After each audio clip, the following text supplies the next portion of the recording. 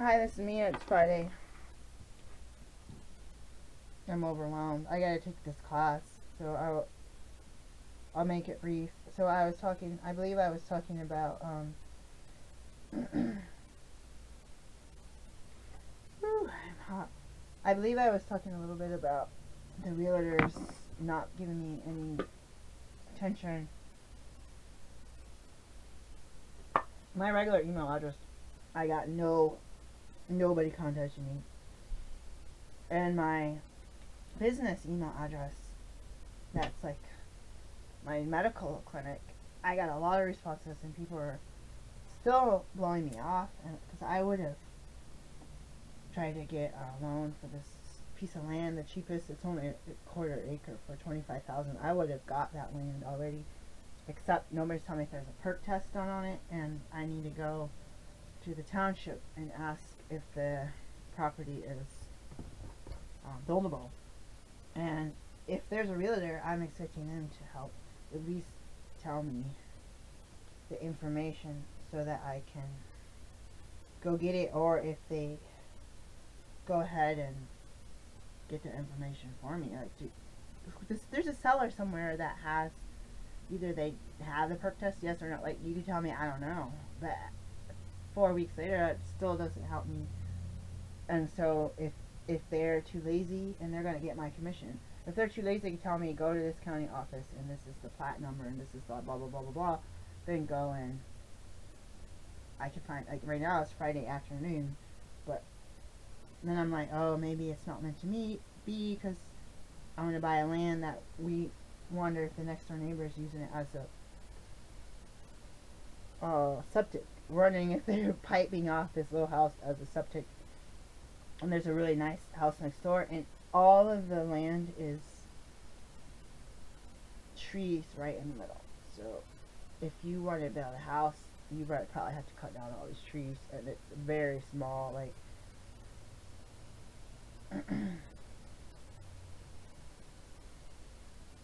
this is not true. All nuts and seeds sowed in the U.S. have to be pasteurized.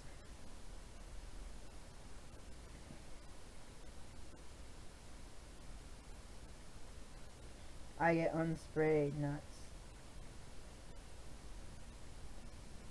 and shells.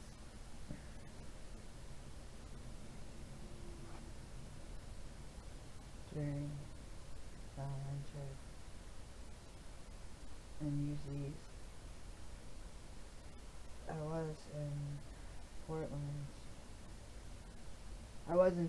And people's food co-op had raw in shell nuts, and then a logo that I would buy.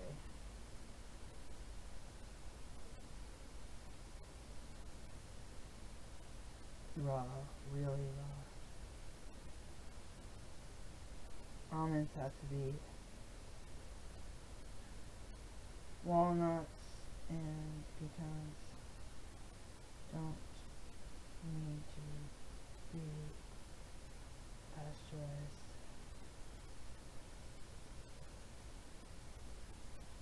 Pasteurized or blanched.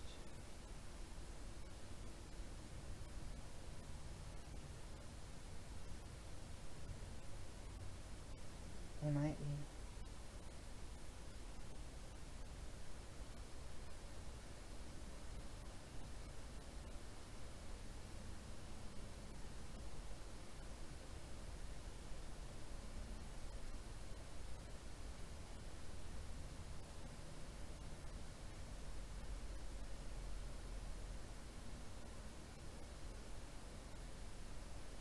Pasteurized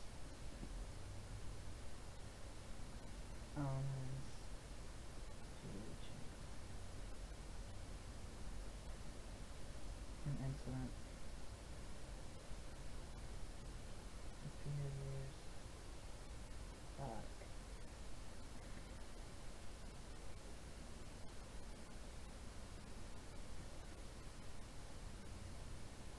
Fresh raw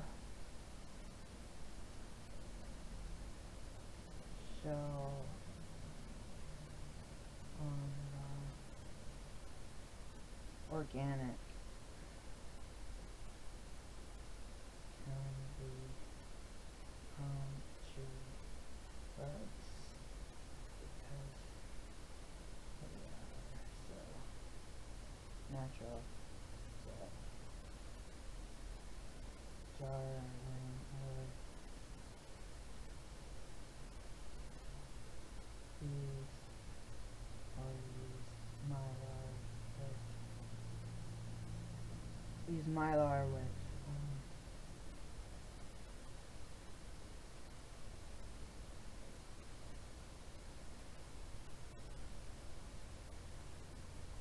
oxygen.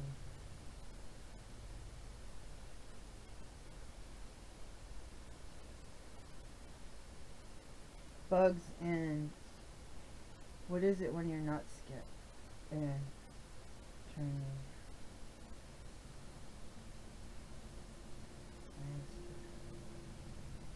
It's a way to find everything.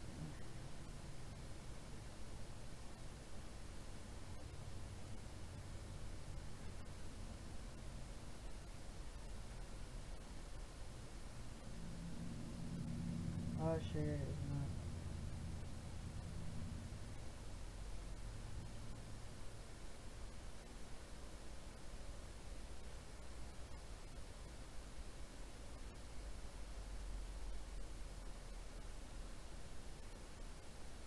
Say cashews have a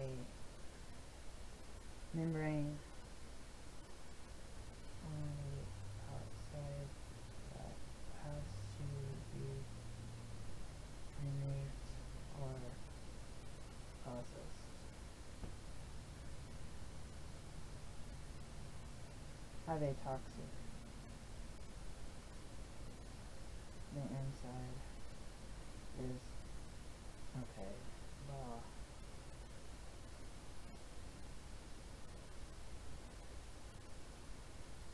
Saying I have sprouted whole raw cashews and they grew stems and leaves depends on the company. This makes me so mad. I'm done with that. So someone was saying, "Oh, you want to volunteer? You could chair a meeting." I'm like, "Oh, I work and we do." And I'm like doing 2 Zoom meetings on Tuesdays at the same time when they overlap in the middle. So I could read the closing. Oh, I'll volunteer to read the closing. Because I said I volunteer in other areas. So if you can do a volunteer where you're doing one-on-one with somebody and you get to choose the time each week, or you're doing volunteer where I've done data entry where you type stuff in at your own time. Volunteer with some organizations that are like when I was at the hospital 9 to 1, 9 to 12, I can't remember. And it was 9 to 1 every Wednesday, so you just don't make any appointments, no doctor's appointments. You do everything. I was still attending births, but this person's like, "Oh, you wanted to volunteer?" I was like, "Oh, I volunteer in other areas because this happens to be like I was doing this meditation with somebody and on Tuesdays, every Tuesday, so I wasn't trying not to do anything on Tuesday, and I was usually working on Monday, so it's like I got to sleep in a little bit and then go to the meditation, and then I was working at the post office at night for some of that. But then they moved it to Thursday and then said, well, it's not going to be free necessarily. It's not supposed to be free. It's going to be money, but I'll barter or something. And sometimes people say, or something. I'm afraid they're going to say, oh, you owe me $300 because I was like, oh my God. So I kind of stopped going because I kept having appointments on Thursdays or Fridays when they had the meditations, but they had other clients on these days. So I was like, you know what, forget it. Because Tuesday worked for me, and they're not prioritizing me And it wasn't saying that I wasn't gonna pay.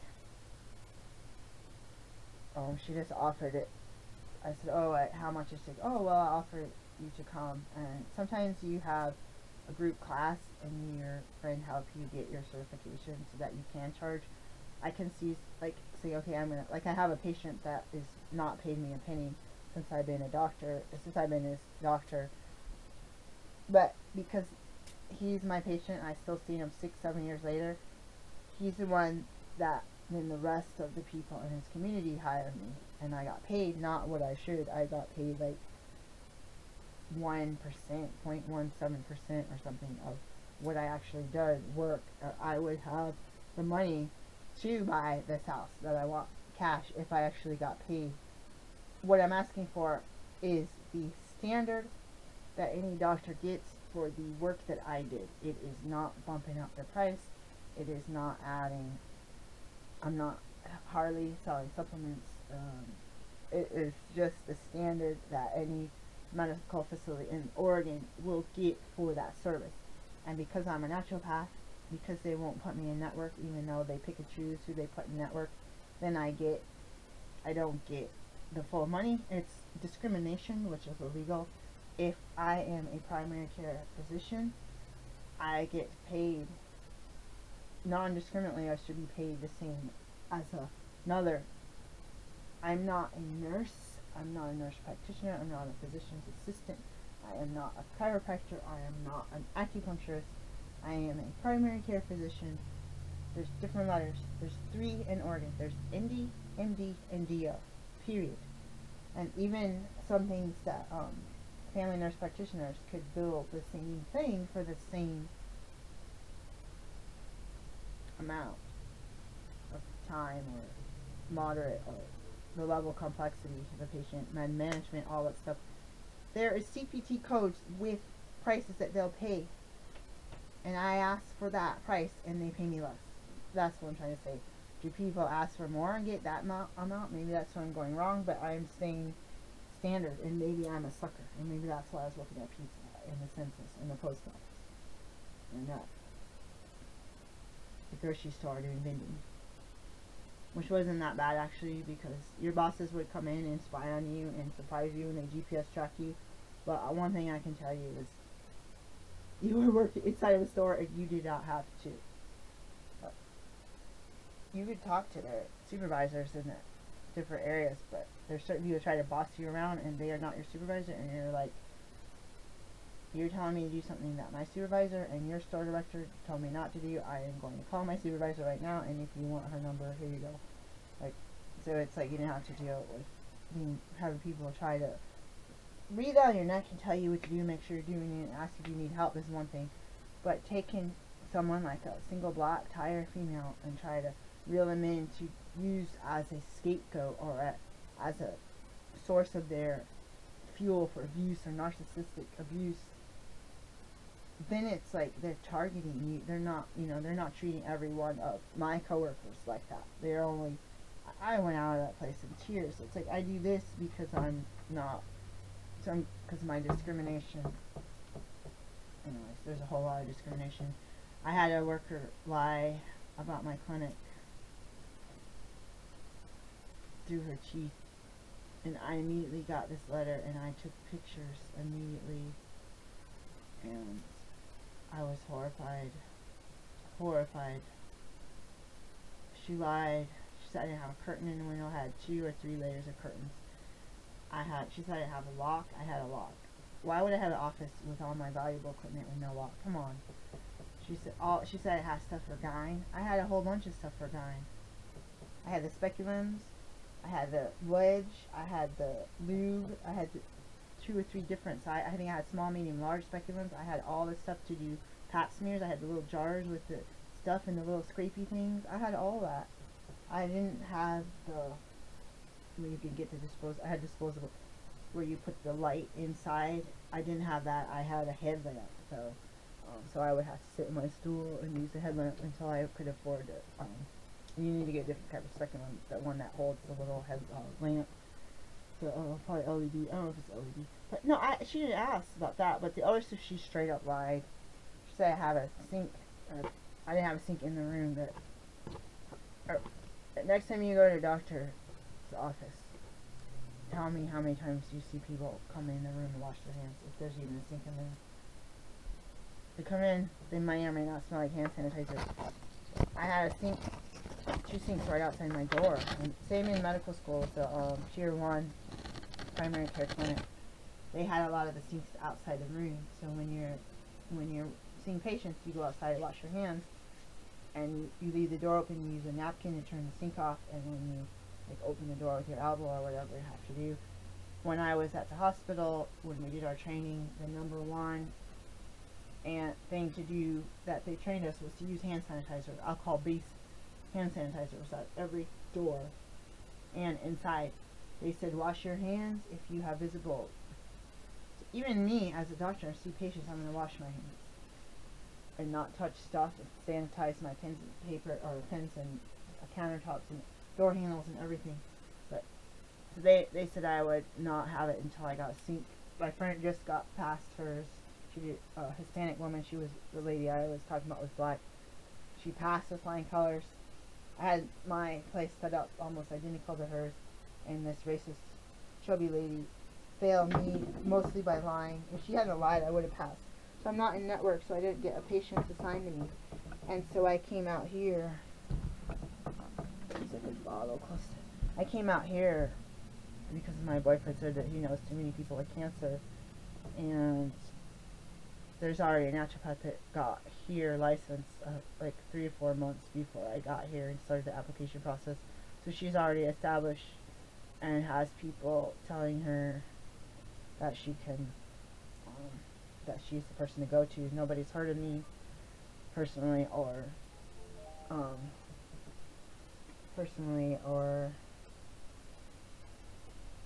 professionally. Because that's what it takes. One person tells their friend, brings their kid, thinks their boyfriend, blah, blah, blah, blah, blah. I'm just tired of that conversation about raw nuts. Maybe get something to drink.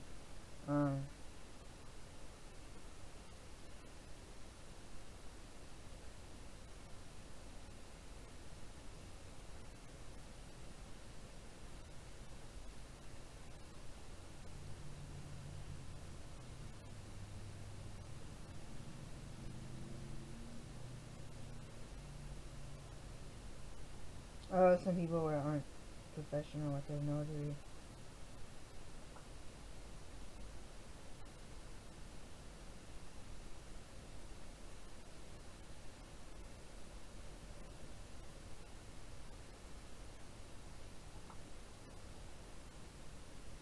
Botanicalmedicine.org. I just saw the word botanical. Oh, it was on Dr. Charlie Bow 313. I think he must be from Detroit. He has these videos on about worst hoods, U.S. worst hoods. You gotta travel around. He said it was free. I bet you it's not free. All these conferences. Brightonbush. Oh, Brittlebush. I was like Brightonbush burnt up.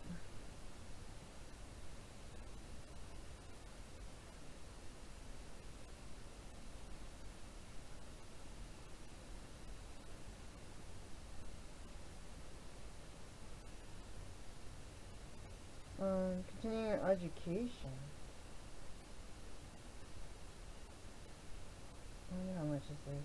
I need to make some money so that I can pay for these continuing education courses. I'm doing the free ones, and there's some really good. They look really good, and they cost hundreds and hundreds of dollars, and I get really scared about it. It's not letting me click on it. Let's just click on this one. You see some of my teachers and some of my colleagues, I call them. So May, oh shoot, that's next week.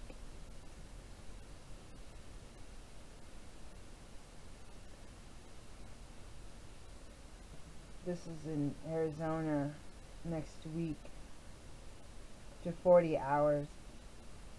So you pay extra $25 fee for all the continuing education and details. But I need to take my class with Karen Strange. I didn't know if I got to ask you guys to send happy thoughts and prayers to her, as her husband had passed, and it's um, devastating. I was thinking about if I didn't get along with my boyfriend or I was grumpy, and something like that happens, or if they're sick, struggling, and all this. It's just so sad. I'm going to tell you guys the price of this course just to give you an idea. I keep seeing the CE, but it doesn't. It's like I click register and it's not telling me how much it actually costs. Nothing. This is like too much. I mean, I'm worried personally. Oh, $29. Oh, it should get into a garden. Oh my gosh, this is a walk. So these are like in-person activities. I'm just trying to see. No, there's scholarships. Oh, for those colored people that aren't yet practitioners. Shoot. People of color, not colored people, sorry. Okay, so this one is only a pre-conference, $85. That's extra.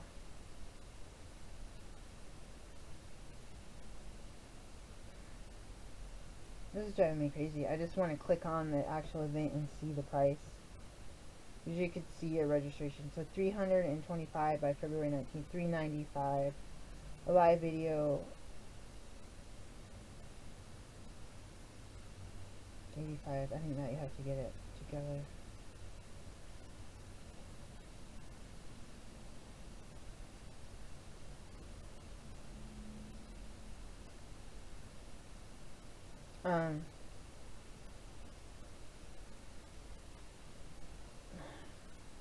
I want to join Naturopathic Medical Associations, state and local, or state and national. I want to go to. I see some of my teachers I really like. Do the herbs. I have an herb book. This is not an herb book, guys. This is Oh yeah, it's called herbs. It's not an herb book. This is a gardening book, not a necessarily digitalis. Oh, it's so beautiful, guys. I want to read this book. This book I got from the library. We were flat broke, and I bought it. And I bought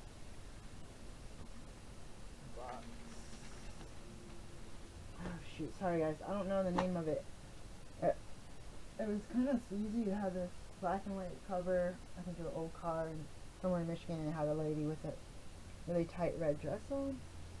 It's about, something supposed to be out the west side of Michigan, maybe not. It's about people out in the sticks in Michigan, and it's got some really racist words and writing. It is fiction, so it's kind of creepy that the author had gone, but it kind of tells you the truth about the reason why I am afraid to go in rural areas and cities for that matter too. But certain communities or even neighborhoods or even blocks, even more bold on their hatred or dislike of you because of your skin color or whatever differences you have. But yeah, this book has a lot of short stories. I'm so sorry I can't remember the name. I bought this from the library.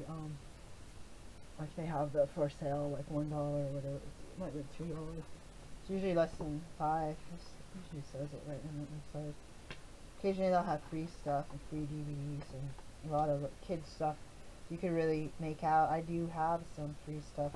If you just drive the library and walk up to the door, and if they're closed for COVID, they'll have free stuff. So if you ever want books, like it's got this like beautiful garden. So this is Herbs DK, Step to Step Success, Simple Steps to Success. Sorry, it's a woven herb basket. That's really beautiful. Like This is why I want this property, guys, because I want to do this. I want the garden, I want the flowers, I want the food, I want the fruit and vegetable trees. I want an outdoor fireplace. Oh, I gotta plant. I don't like doing nightshades because I get sore joints, but I got a thing of seeds from the Tractor Supply on sale. It was probably last year's.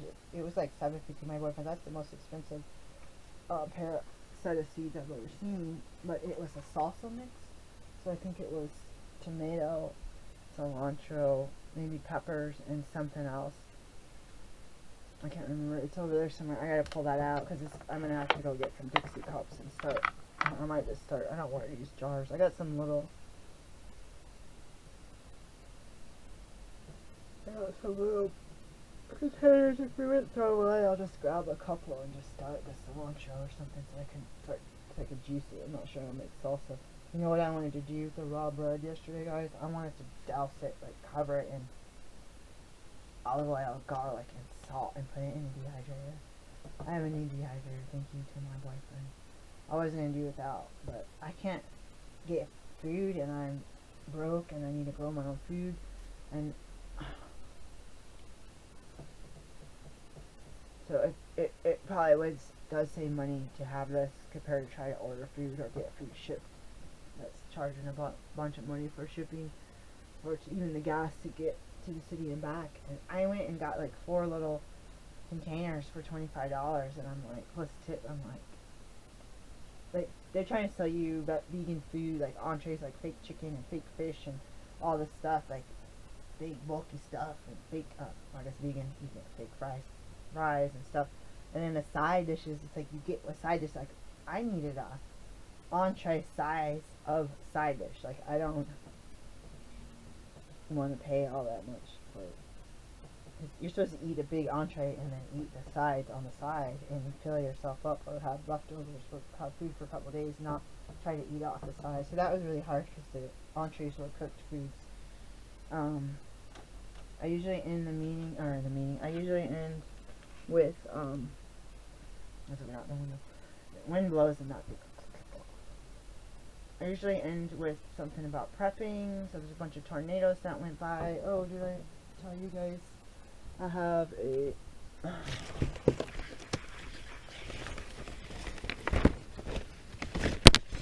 so this, I got a lot of these USB. I hope my next phone, I don't hope, has a USB, whatever this is. Oh, I should be charging this. There's a solar powered radio. I don't know how to change the clock. That has a flashlight.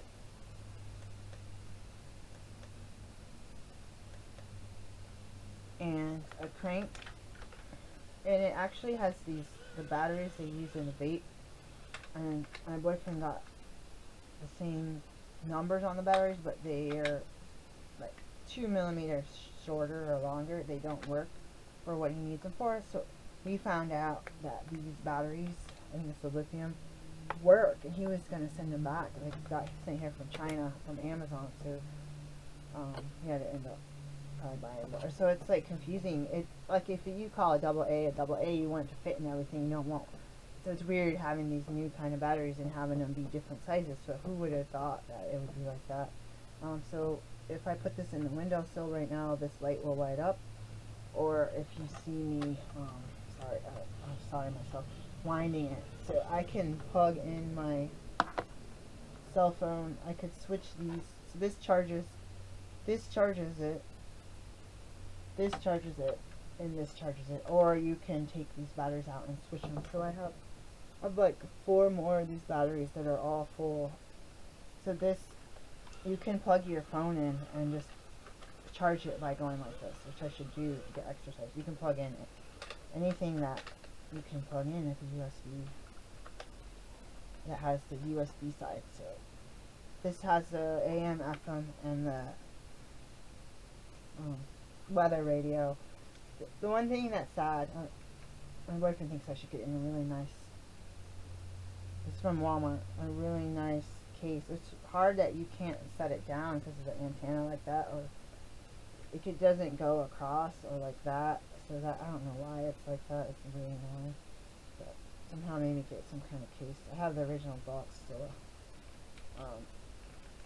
There's no two-way radio. I don't have any walkie-talkies here. I don't have a CD radio in Portland. I have like a broken walkie-talkie. It worked on and off, but it broke the first week, and I didn't find the receipt till like a year later, so they wouldn't take it. The first time I used it, it worked in the house, and when I went camping, it didn't work.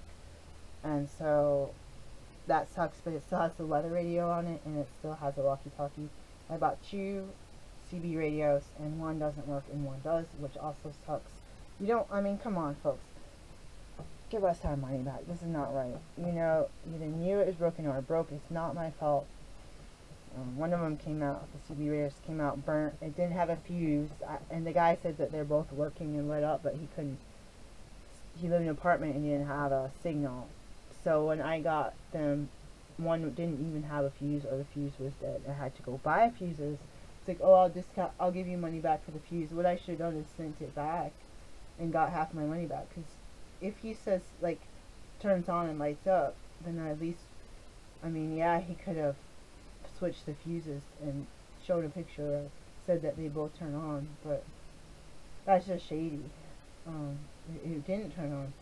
And the second one works fine. I was gonna get land in the desert, and I wanted the CDs before I visited the property that I wanted, and I couldn't get anyone to visit the property.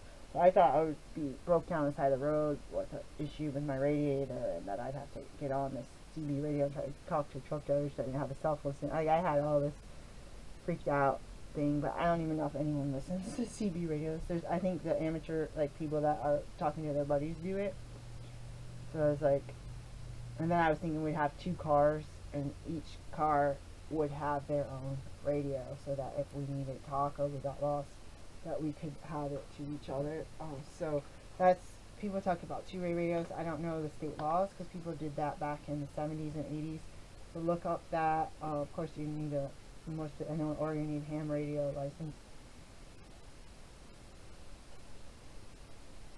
What would happen if the whole grid went down and I couldn't talk to my kids? What if I got stuck on the other side of the bridge and couldn't get over here? Didn't have a boat that's big enough to come across. I'd be stuck. What if the grid goes down? Like, I send like the cell phone and the power, whatever.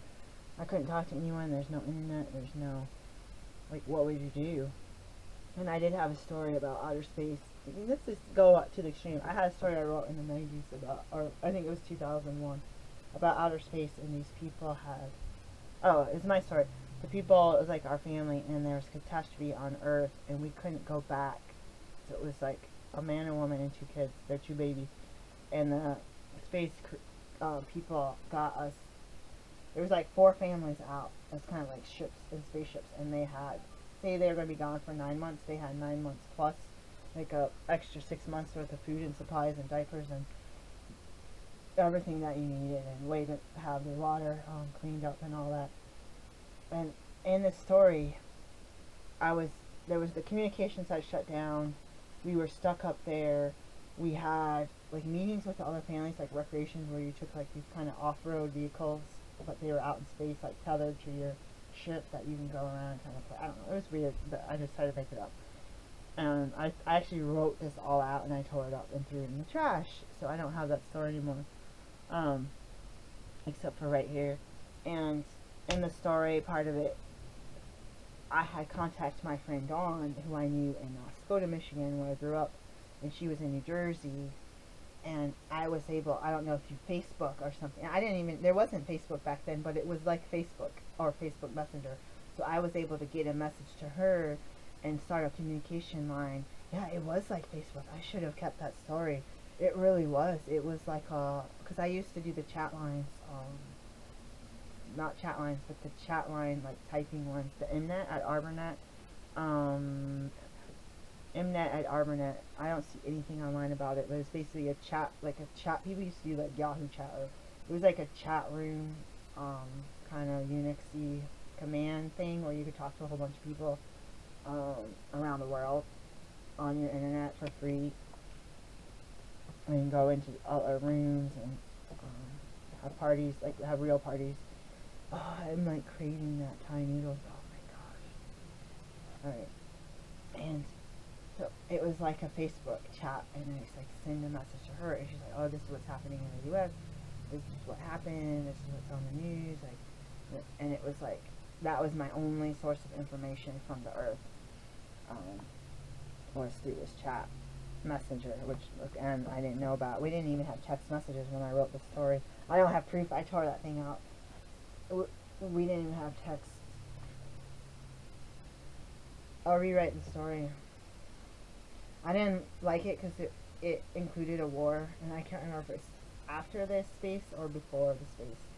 But we had gone, in the story, we had gone from Michigan to Oregon, and I wrote this before I went to Oregon. And the war had broken out, and we stopped. In real life, after I wrote the story, we stopped in Montana. So we stopped somewhere in the middle of the country, had driven this old car with 2 babies. And we went, and I don't know if we bought it with the money we had, and it was kind of like a missile silo, but more like a tunnel, more sideways than like this. And we had bought this underground tunnel, and somehow got a bunch of canned food and a bunch of supplies, and like it was ventilated, and it went to tunnel to tunnel to tunnel, and I think there was another family. This is underground. There's other families that connected. If you're friends and you know your friends, you keep the stuff open. So it's basically you knock on their door because you go into a communal tunnel like a sidewalk, like your sidewalk to your next door neighbor right now, but underground. If something got, if the neighbor went crazy and wanted to steal your food or kill you or harm you or steal your weapons because they went crazy, they don't have any of their own, you can block off your portion of the tunnel so that nobody can get in, but they'd still be out there yelling and fussing. Or if someone's chasing you, someone gets in that's not supposed to be in there, you can lock it off and move into your neighbor's house. Like have supplies for everyone in case everyone ends up in one pod, and if not, you'll end up like being able to move freely. Not freely, but you know what I mean, like knock on theirs. So I had written that, and in the story I had asked my dad, say, oh, I feel like something's going to happen. We end up not making it to Portland. We're in this underground bunker, and this is the story. And I was scared of nukes.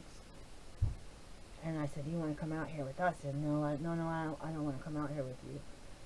I got my own house. I feel safe here. But I'll know. I said, all communication might shut down and tell you where we are in case you need to get your truck and come out here.